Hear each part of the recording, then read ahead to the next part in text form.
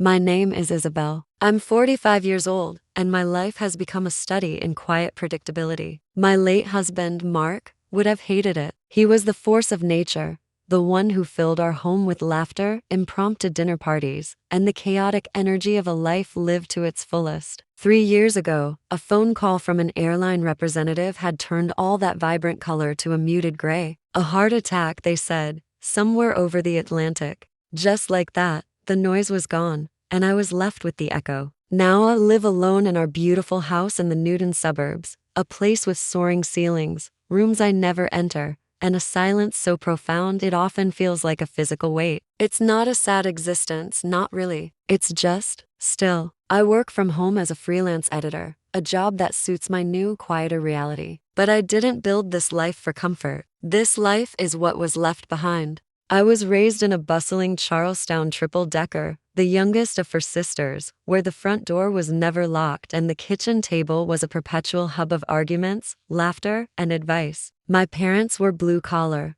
hardworking people who measured wealth in family and community, not bank accounts. I was the one who dreamed of a different kind of life, one with a little more space, a little more quiet. I suppose I got my wish, though not in the way I ever would have wanted. I promised myself I would find a way to let the light back in, to do something different, something bigger than just existing in the beautiful, empty monument Mark and I had built together. I just hadn't figured out how. So I waited, filling my days with manuscripts and my evenings with memories. My routine is my anchor. I wake early, make coffee, and sit in the sunroom that overlooks the garden, watching the world come to life. Most days are a blur of commas, clauses, and character arcs. I rarely venture far from the house unless it's necessary. It's not because I'm a recluse, but because being out in the world, seeing families and couples, only amplifies the stillness waiting for me back home. It reminds me of how much I've lost, and how far I still have to go to feel whole again. This particular day began with the same familiar rhythm. The sun was streaming through the windows, casting long shadows across the hardwood floors.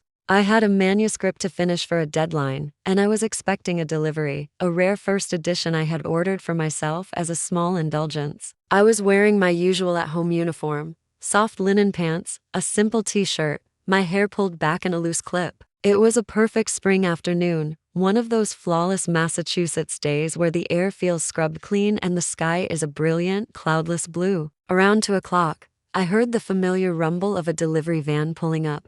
I'd been tracking the package online, a small, anxious habit I'd developed. I walked to the front hall, past the photos of Mark and me on the console table, his smile so alive it still took my breath away. I saw the van through the sidelight window, a slightly battered, unmarked white vehicle. I watched as a young man hopped out, checked a clipboard, and then moved to the back to retrieve a box. He walked up the stone path with a steady, purposeful stride, not rushed but efficient. He wore a simple navy polo and khaki pants, a uniform of sorts, with an ID badge hanging from a lanyard around his neck. I rang the bell before he could, a small gesture to save him a step. Then I opened the door. He had this immediate presence, not imposing but solid, grounded. He looked to be in his early 20s, with earnest, tired eyes that seemed to hold more history than they should. His hair was a little messy from the breeze, and there was a smudge of dirt on his cheek. He looked up, a little surprised that I'd opened the door so quickly, and a small, genuine smile touched his lips. It transformed his whole face, erasing some of the weariness. "Good afternoon," he said, his voice clear and polite. "Delivery for Isabel."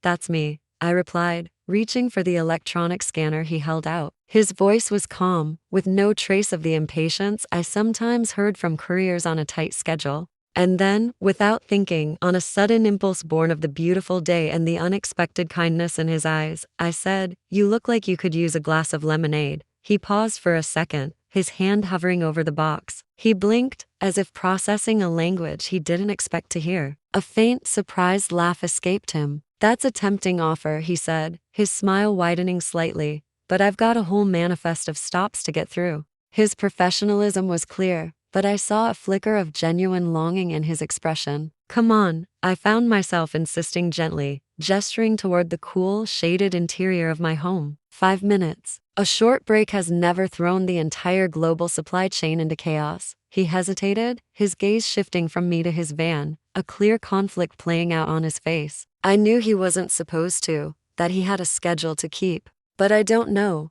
There was something about him, not just his youth, but an air of profound decency, a quiet strength. I guess some hydration couldn't hurt, he said finally, a real smile breaking through this time. I stepped aside, and he walked in. My house, which usually felt so vast and empty, suddenly felt occupied. He looked around with open curiosity, his eyes taking in the open-plan living space, the minimalist furniture, the way the light poured in from the floor to ceiling windows. It wasn't just a rich person's house. It was a space curated with love, and I think he sensed that. No clutter, no chaos, just a carefully maintained calm. I led him to the kitchen and pulled a pitcher of fresh lemonade from the fridge, pouring 2 glasses over ice. "I'm Isabel, by the way," I said, sliding a glass across the marble island toward him. "Ethan," he replied, his voice a little softer now that he was inside. "Thanks for the drink." We sat at the kitchen island. I noticed he kept his worn backpack on, a clear sign he wasn't planning to stay long. I told myself I wouldn't keep him more than a few minutes. He asked me how my day was going, and the conversation just flowed, easy and natural. I found myself telling him that my husband had designed this house, that he'd been an architect. From there,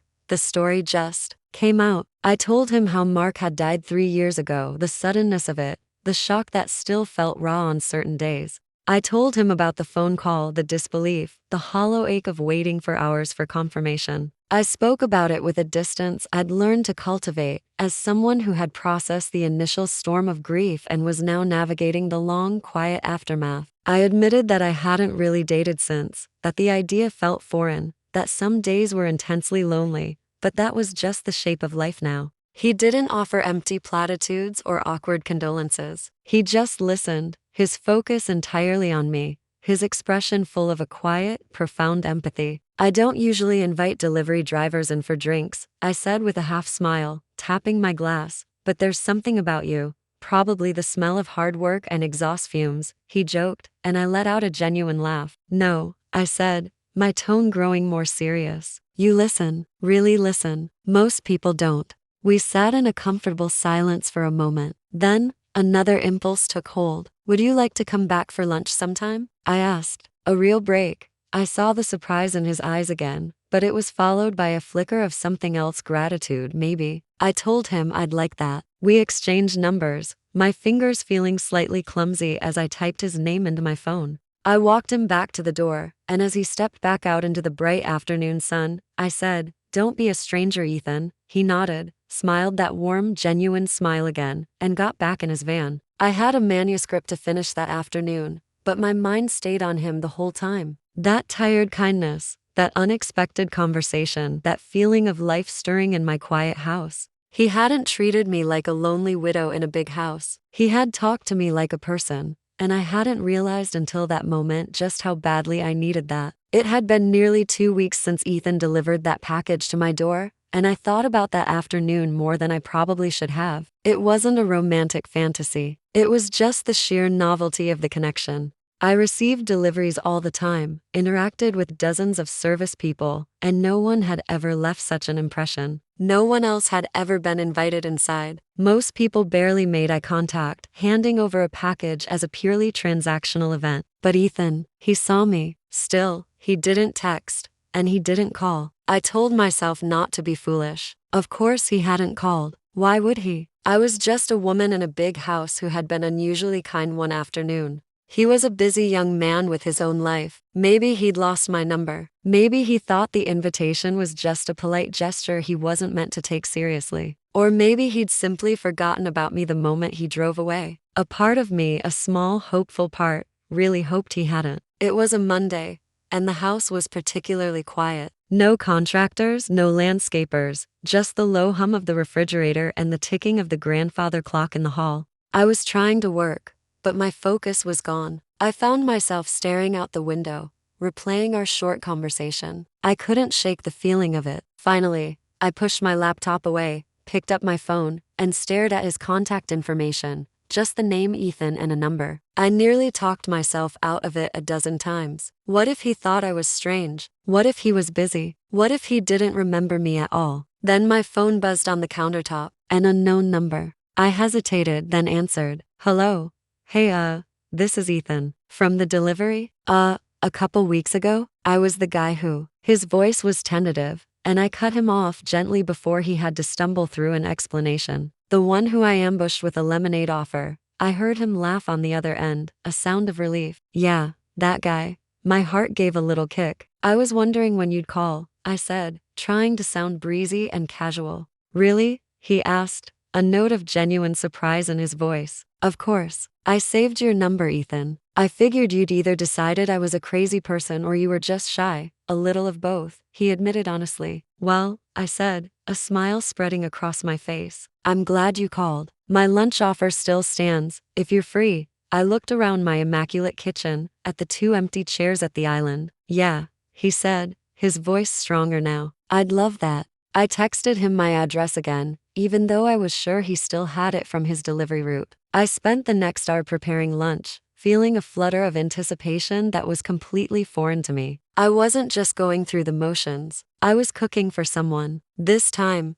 I knew he wasn't in uniform. He didn't have a package in his hand, and I realized that walking up to my front door for a social visit would feel entirely different for him. I opened the door before he rang the bell. There he was, wearing a simple, clean t-shirt and jeans. He had the same kind eyes, the same quiet strength, but without the uniform, he seemed younger, less burdened. He looked genuinely happy to be there. "Right on time." I smiled. "Come in." The house smelled of roasted chicken and rosemary. I led him into the kitchen again, and he saw the table was already set for two. I think that's when he truly believed the invitation was real. "I hope you're hungry," I said, turning to the oven. He offered to help, but I waved him off, telling him to just relax. We sat down and ate grilled chicken, couscous, and roasted asparagus, a far cry from what I imagined he usually ate for lunch. He told me as much, and I just laughed. "That's a low bar, Ethan. Trust me, my last solo lunch was a handful of almonds and a yogurt that might have been expired." He smiled,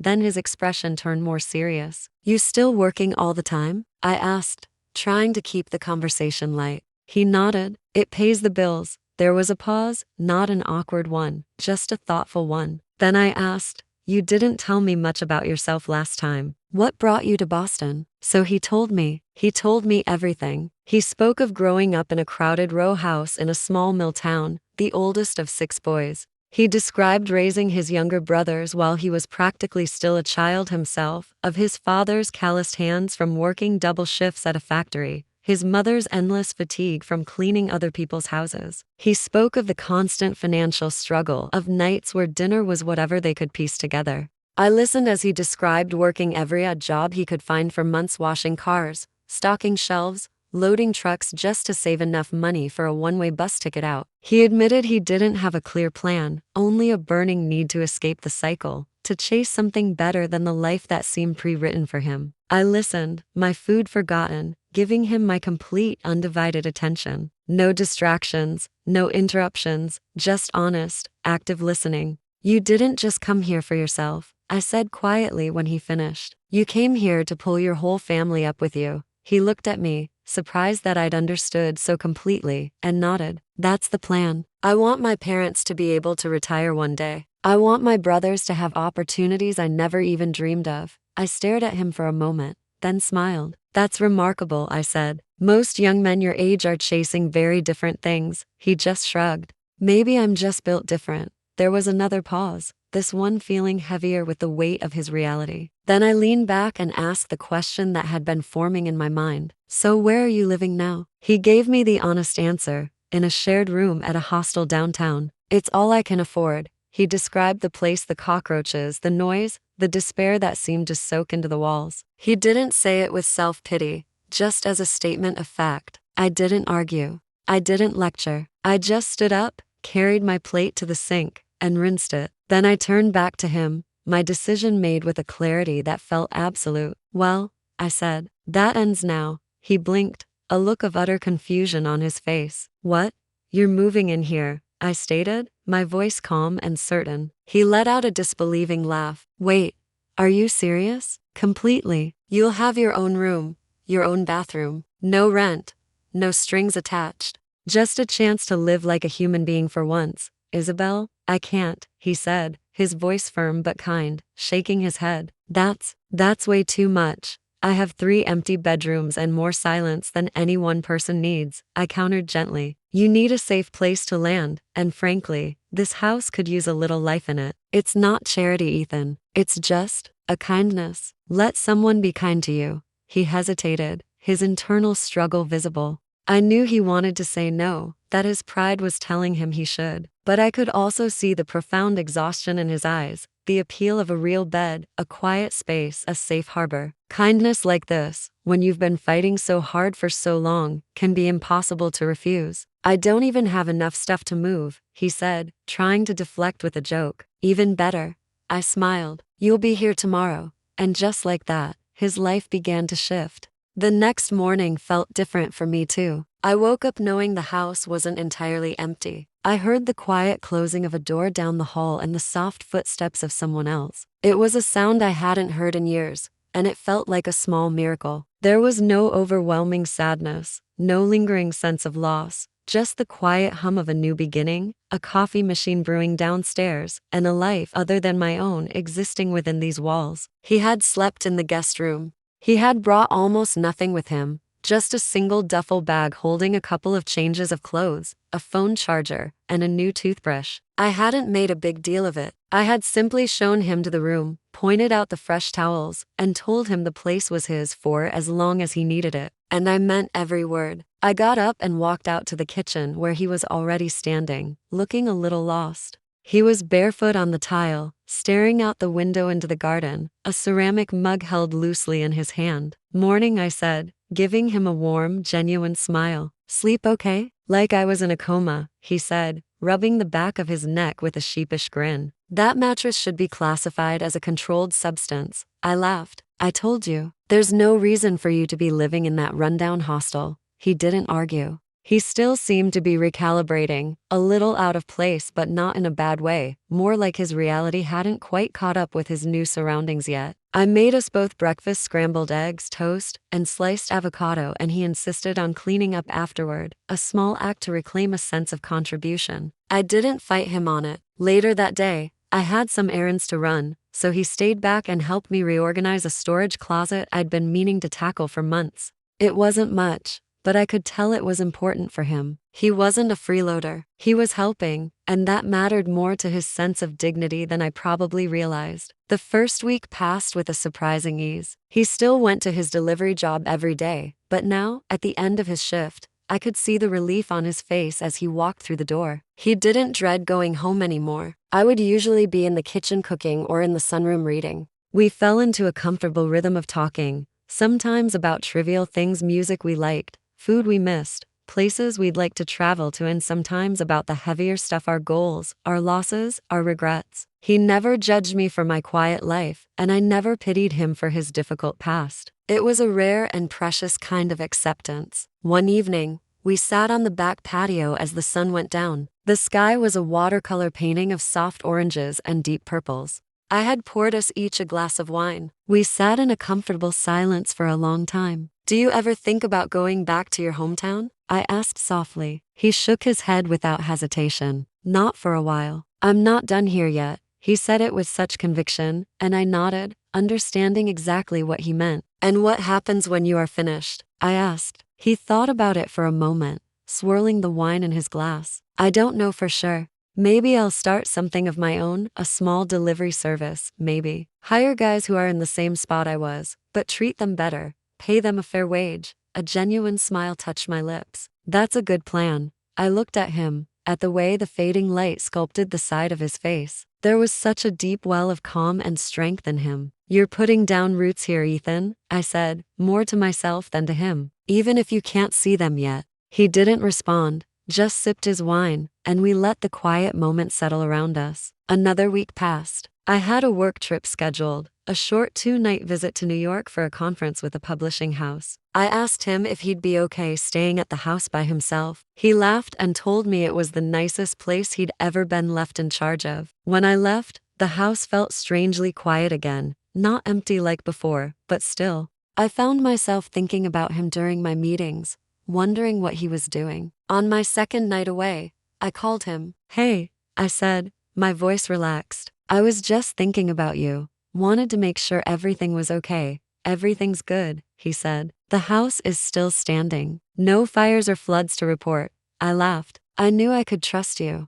We talked for a few more minutes. I told him the conference was boring. He told me he'd finally organize the pantry, a task he undertook while procrastinating on his own laundry. Before we hung up, I said, I'll be back tomorrow around noon. How about you cook? Pasta counts, right? I heard him chuckle. See you tomorrow, chef. The call ended. I sat in the sterile silence of my hotel room for a while after that, thinking about how strange and yet how perfectly right all of this felt. 2 months ago, he was a complete stranger. 2 weeks ago, he was living in a place of desperation. And now, I was looking forward to coming home to him. The next day, I returned around noon, just as I'd said. The moment I walked in, I was greeted by the rich smell of garlic and tomatoes. He was in the kitchen, a dish towel slung over his shoulder, stirring a pot of sauce. He had made spaghetti and opened a bottle of wine. I walked in, dropping my leather tote bag on the floor, and offered a soft, tired smile. Smells amazing, I said. How was your solo mission? Mission accomplished. No major incidents. We ate in the kitchen, falling back into our easy comfort. No big speeches, no awkwardness. After lunch, I went upstairs to unpack while he cleaned up. When I came back down, I was holding 2 freshly folded towels. By the way, I said casually, I forgot to tell you, my daughter is coming to visit this weekend. I saw him freeze for a split second. Oh, I didn't realize you had a daughter. She's at college out of state, I explained. But she's coming home for a few days. That's great, he said, his tone carefully neutral. I nodded. I've told her about you. She's really looking forward to meeting you. I didn't say anything right away. I just smiled and nodded again because what else could I do? I chose to ignore his slight hesitation, or perhaps pretended not to notice it. I just handed him the clean towels and said, You'll like her. She has my sense of humor, but with a lot more energy, and in that moment, I knew things were about to change again. Saturday morning started with the quiet peace I had grown to love in my home. The morning light streamed through the kitchen windows, soft and golden, illuminating the specks of dust dancing in the air. I was halfway through making coffee when I heard the crunch of tires on the gravel driveway. She was here, my daughter, Sophie. I told myself I wasn't nervous, but I felt a tight knot of anticipation in my stomach as I fumbled with the coffee filter, spilling a few grounds on the counter. I wiped them away quickly, took a deep breath, and stood near the front door as I heard her car door slam shut. The moment she stepped inside, the energy in the house shifted, becoming brighter, louder, more alive. Sophie was 21, with my eyes and Mark's confident smile. There was a vibrant youthfulness about her, but also a mature self-assurance that felt well beyond her years. She was dressed in her usual effortless style, faded jeans, a university hoodie, and her hair pulled into a messy ponytail. She dropped her duffel bag on the floor and enveloped me in a tight hug. I turned to Ethan, who was standing quietly by the kitchen doorway. Ethan, I said, my voice full of warmth, this is my daughter, Sophie. Sophie, this is Ethan, the friend I told you about. Sophie looked at him, tilting her head with a curious smile. So you're the guy who actually accepted my mom's random lemonade ambush? She said, her tone light and teasing. I saw Ethan relax, a small laugh escaping him. Guilty, he replied. She hasn't stopped talking about you, by the way, Sophie added, grinning at me. I rolled my eyes and gave her a gentle nudge. Sophie stretched her arms over her head. Man, I forgot how peaceful this house is. My dorm room is basically a concrete box with a plumbing problem. They started talking for a few minutes, catching up about her classes, her professors, and some mutual friends. I stepped back, wanting to give them a moment, but I found myself watching them, observing their dynamic. Ethan didn't seem intimidated by her outgoing energy. In fact, he seemed to match it with his own quiet confidence. Later that afternoon, we were all sitting on the back patio. I had made another pitcher of lemonade, and Sophie was scrolling through photos on her phone, regaling us with stories about her roommate who practiced stand-up comedy routines in her sleep and a philosophy professor who believed all squirrels were government drones. She was witty and sharp, so easy to talk to. At one point, I had to step inside to take a call from one of my authors, leaving the two of them alone. From the kitchen window, I saw Sophie turn to him, her expression more serious now. You don't seem like someone who's just crashing here for a bit, she said. I could faintly hear his reply through the open door. It started that way. It just happened. Your mom doesn't seem to invite many people in. Not since my dad, Sophie said, her voice softer. I felt a pang in my chest. She continued. I was 15 when he died. It changed her. She never dated, never brought anyone home. So, you being here is a big deal. I didn't hear what he said in response, but when I came back outside, the atmosphere between them felt different, deeper, more connected. I'm glad it's you, Sophie added a moment later, looking directly at him. You seem real. Thanks, he said. I try to be. That night, we had dinner together, grilled salmon with roasted vegetables, one of my specialties. Sophie helped me cook while Ethan set the table. It felt strangely familiar and comfortable, as if this was a routine we had practiced for years, a small, functioning family unit. After dinner, Sophie and Ethan stayed up talking long after I had gone to bed, claiming my trip had wiped me out. I lay in my room, the door slightly ajar, listening to the low murmur of their voices from the living room, punctuated by bursts of shared laughter. Ethan told her about the time he slipped on a patch of ice and sent a crate of organic vegetables cascading down a customer's front steps. She told him about the time she accidentally joined a campus protest, thinking it was a line for free pizza. There was a moment of silence between their stories, and I heard Sophie say, her voice softer now, you know, when my mom first told me about you, I pictured someone completely different. Oh yeah, how so? Ethan asked. I don't know. I guess I thought you'd be older, maybe rougher around the edges, but you're just calm. You have this stillness about you, like you've seen a lot but you haven't let it break you. His response was quiet, thoughtful. Thanks, I heard him say softly. The next day, Sophie and I went shopping, just the two of us. Ethan stayed behind, insisting on doing some laundry and tidying up. When we returned, laden with groceries, Sophie was carrying a new hoodie and smiling from ear to ear. That evening, she and Ethan went for a walk around the neighborhood. When they came back, she paused at the front door. I'm really glad we met, she said to him. Me too. I saw her hesitate for a second. I know this might sound fast or whatever, but if you ever want to talk more, just us, I'd really like that. He just nodded. Yeah, I'd like that too. That night, as I lay in bed, I thought about them. About the easy connection, the shared laughter, the quiet understanding that seemed to pass between them. Sophie was kind and strong and funny, and I could see that Ethan was drawn to that, just as she was drawn to his gentle strength. For the first time in a very long time, I felt a sense of profound rightness, a feeling that my quiet, ordered world was expanding to make room for something new and wonderful. It had been just over 2 months since I'd opened my door to a delivery driver with tired eyes. I never could have predicted that a simple glass of lemonade would set in motion a series of events that would lead to this moment. But sitting there in the quiet of my house, I realized that every decision, every lonely day, every small step forward had somehow led us all exactly where we were meant to be. Ethan and I had settled into a rhythm that felt like family. I gave him his space, and he gave me unwavering respect. We shared meals, quiet mornings over coffee, and long conversations in the evenings. The dynamic between us was never romantic. It was something far more rare, deep, platonic friendship built on mutual care and trust. But things had undeniably shifted the moment Sophie arrived. After that first weekend, she stayed in constant touch with him. They texted often, their conversations a mix of casual check-ins, inside jokes, and surprisingly deep thoughts about life. She came back for another visit, and then another. Somewhere between late-night movie marathons, long walks through the neighborhood, and the playlists they created for each other, we all felt it building. It started slowly, without any pressure or expectation. One night, I was out at a book club meeting, and they were on the back patio, watching the stars come out. Later, Ethan told me that there was a long pause in their conversation, a comfortable silence, and then she had reached over and taken his hand, her fingers lacing through his. That's when he knew, he said, that this was more than just two people getting along. It was two people discovering something neither of them had been looking for. From that night on,